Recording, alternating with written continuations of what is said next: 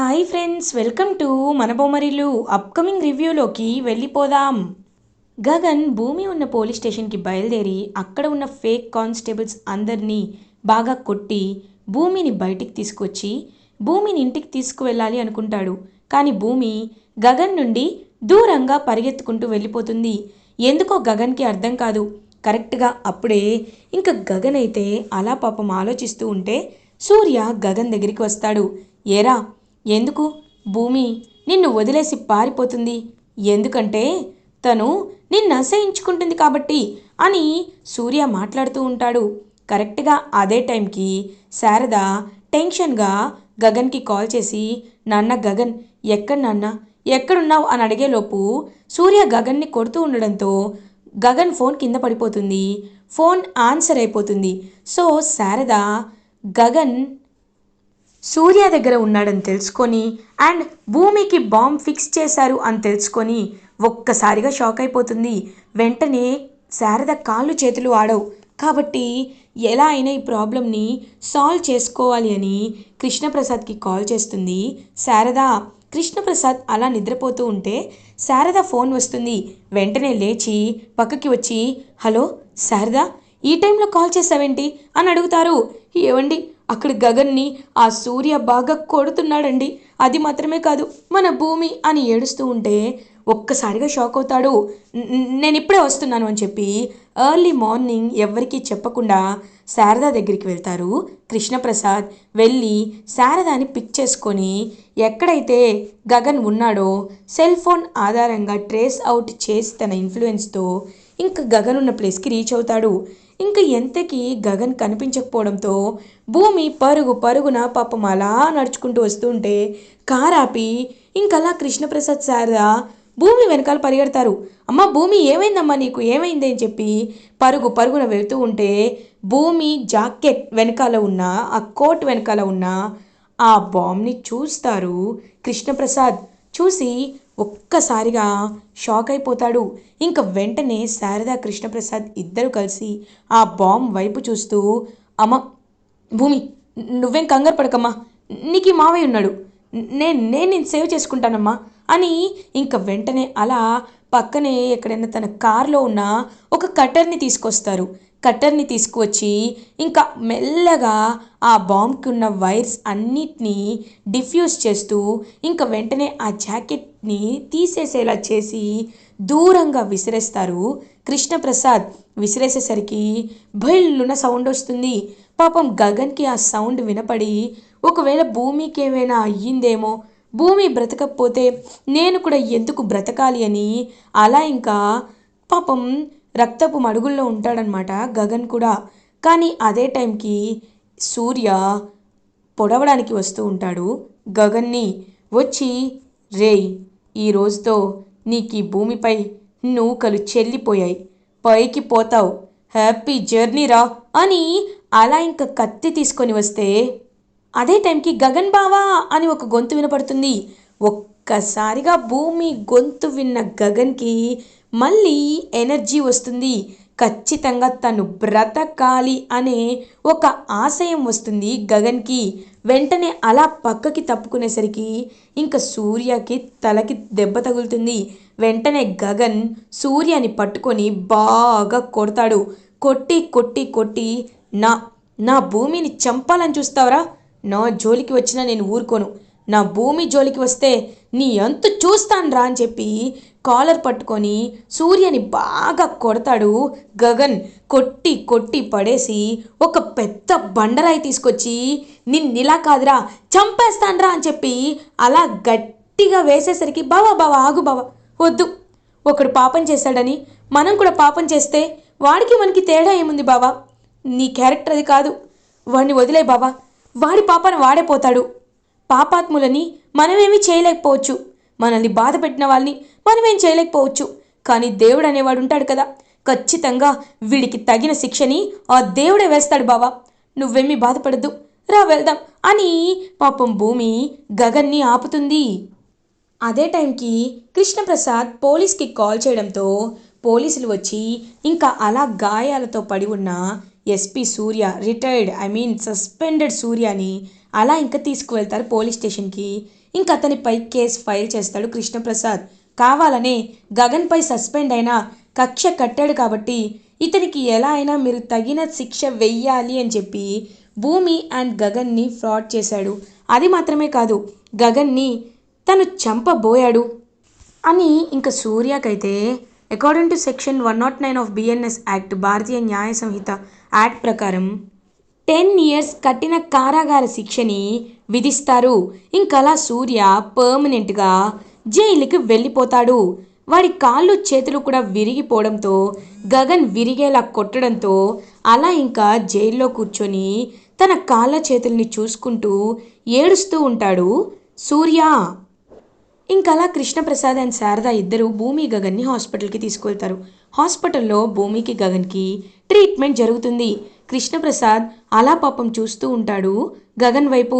అదే టైంకి doctor గగన్కి treatment ఇచ్చి, సార్ అతనికి సివియర్గా బ్లడ్ లాస్ అయింది, అతనికి ఖచ్చితంగా బ్లడ్ కావాలి అని చెప్పడంతో, డాక్టర్ నాది వాడిది ఒకే బ్లడ్ గ్రూప్, నేను బ్లడ్ ఇస్తాను అని కృష్ణప్రసాదే గగన్కి తన బ్లడ్ని ఇస్తారు. అదంతా చూస్తూ ఎంతో హ్యాపీగా ఫీల్ అవుతుంది శారద. ఇంకలా గగన్ కళ్ళు తెరిచి స్పృహలోకి వస్తాడు. వచ్చిన వెంటనే భూమిని అలాగే శారదాని చూస్తూ ఉంటాడు. పాపం శారద, నాన్న గగన్ నువ్వేమైపోతావనని ఎంతో భయపడ్డాన్రా, ఒక్కసారి మీ నాన్నని చూస్తావా, ఆయన బయటే ఉన్నారా అని అంటారు.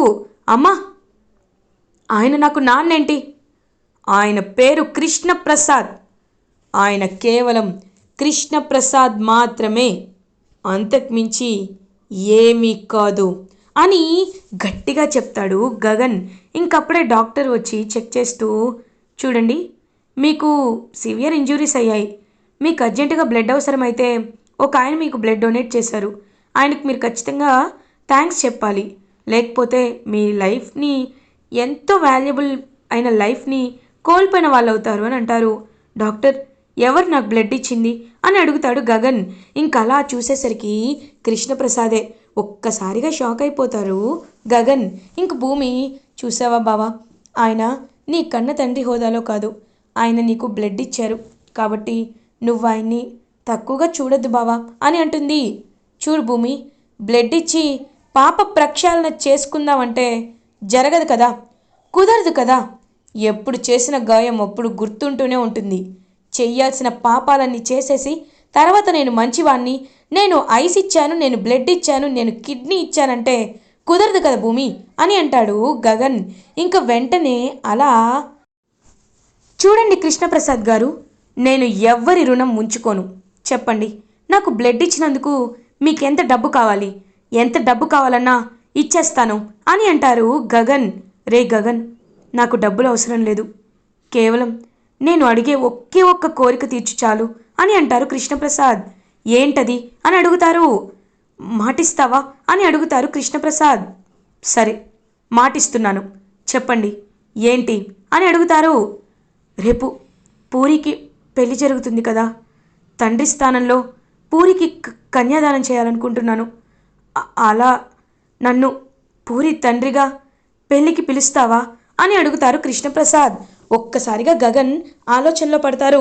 ఇంకలా శారదా భూమి గగన్ ఏం చెప్తారా అని వెయిట్ చేస్తూ ఉంటే, సరే మీరు పూరికి తండ్రి స్థానంలో పెళ్ళయ్యేంత వరకు మీరే అన్నీ చూసుకోండి, పూరికి తండ్రిగా మీరు పెళ్ళి అయ్యేంత వరకు, పూరి మెల్లో తాళి పడేంత వరకు మాత్రమే, తర్వాత ఉండరు అని చెప్పి గగన్ చెప్పేసరికి శారద గగన్ కృష్ణప్రసాద్ని పెళ్ళికి పిలవడానికి తండ్రిగా ఒక స్థానం ఇచ్చినందుకు చాలా హ్యాపీగా ఫీల్ అవుతుంది.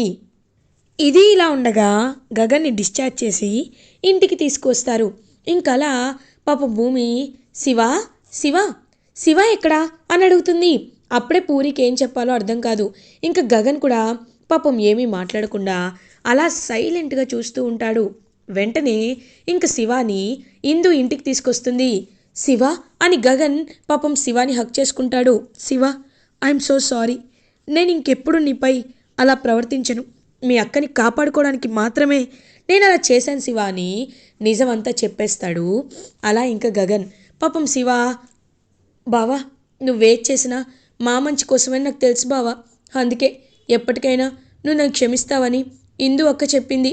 ఇందు అక్క ప్రకారమే నేను వచ్చేసాను అని చెప్పి ఇంకా అలా చెప్తాడు శివ.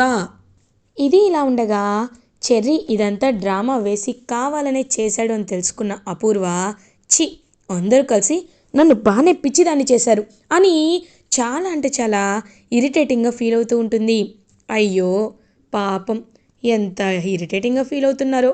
వేరే వాడిని చంపడం మాత్రం అంత ఈజీ ఈవిడికి, ఈవిడ మాత్రం ఎవరిని ఏమీ అనలేదన్నమాట అని చెప్పి అలా చూస్తూ ఉంటారు. ఇంకా వెంటనే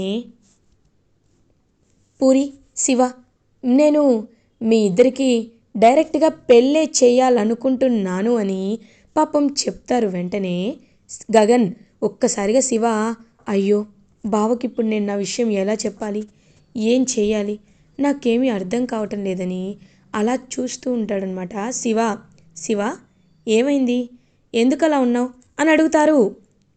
బావా అంటే అది అని అనేలోపు వాడేదో అప్పుడప్పుడు అలా చేస్తూ ఉంటాడు అంతే, అలాంటిదేమీ లేదు బావా అని చెప్పి పాపం భూమి కూడా ఇంకా లైట్ తీసుకుంటుంది. పాపం శివ మాత్రం మనసులో చాలా బాధపడుతూ ఉంటాడు. ఇది ఇలా ఉండగా చెర్రీ అలా ఇంకా అటు ఇటు తిరుగుతూ ఉంటే అదే టైంకి బిందు ఏడుస్తూ కనబడుతుంది. బిందుని చూసి ఒక్కసారిగా షాక్ అవుతాడు చెర్రీ. బిందు, బిందు ఏమైంది, ఎందుకు అలా ఉన్నావు అని అడుగుతారు. నేనేలాగా లేను, నాకేమీ అవ్వలేదన్నయ్య అని కన్నీళ్ళు తుడుచుకుంటుంది. ఏంటి బిందు, నీ మనసులో ఏదో పెయిన్ ఉంది, అందుకే కన్నీళ్ళు తుడుచుకుంటున్నావు. ఆ విషయం నాకు అర్థమైంది. ఎందుకు ఇంకా ఇంకా దాచిపెట్టాలనుకుంటున్నావు, చెప్పు ఏమైంది అని అడుగుతారు. అంటే అది నేను నేను ఒక అబ్బాయిని ప్రేమించానన్నయ్య అని అంటుంది. ఓ అవునా, ప్రేమించావా, అయితే ఏమైంది అని అడుగుతాడు. అయితే ఏమైందా, ఏమవడం ఏంటి, వాళ్ళ ఇంట్లో మా ప్రేమ గురించి ఇంకా తెలీదు, చెప్పాలంటే చాలా భయపడుతున్నాడు, కాబట్టి ఏం చేయాలో అర్థం కావట్లేదు, మా ప్రేమకి ఎవరు హెల్ప్ చేస్తారో కూడా మాకు అర్థం కావట్లేదు అన్నయ్య అని అంటుంది బిందు. ఏంటి ఏంటి అసలు నువ్వు చెట్టంత అన్నయ్యని పట్టుకొని ఎవరు హెల్ప్ చేస్తారని అడుగుతావేంటి, నీకు హెల్ప్ చేయడానికి ఈ చెర్రీ ఉన్నాడు కదా అని అంటాడు చెర్రీ. అన్నయ్య అది కాదు, ఇది చాలా పెద్ద విషయం అని అంటుంది. ఎంత పెద్ద విషయమైనా చిన్న విషయమైనా నా చెల్లెలు ప్రేమించిన వాడినే పెళ్లి చేసుకుంటుంది, హ్యాపీగా టైం స్పెండ్ చేస్తూ లైఫ్ అంతా తనకి నచ్చిన భర్తతో గడుపుతుంది. ఈ విషయంలో నువ్వు కాంప్రమైజ్ అయినా నేను కాంప్రమైజ్ అవ్వను. అతనెవరో నాకు చెప్పు, ఖచ్చితంగా నీకు అతనికి నేను పెళ్లి చేస్తాను అని ప్రామిస్ చేస్తాడు చెర్రీ బిందుకి. ఇది ఇలా ఉండగా భూమి, గగన్ ఇద్దరు కలిసి శివపూరికి ఇంకా ఎంతో హ్యాపీగా హల్దీ ఫంక్షన్ చేయాలని డిసైడ్ అయిపోతారు. అలా ఫ్యామిలీ మెంబర్స్ అందరూ కలిసి హ్యాపీగా హల్దీ ఫంక్షన్ చేసుకుంటూ ఉంటారు. వెంటనే అదంతా చూసి ఇంకా శారద చాలా హ్యాపీగా ఫీల్ అవుతుంది. ఆహా, ఇది చూడాలనే కదా నేను కోరుకున్నాను.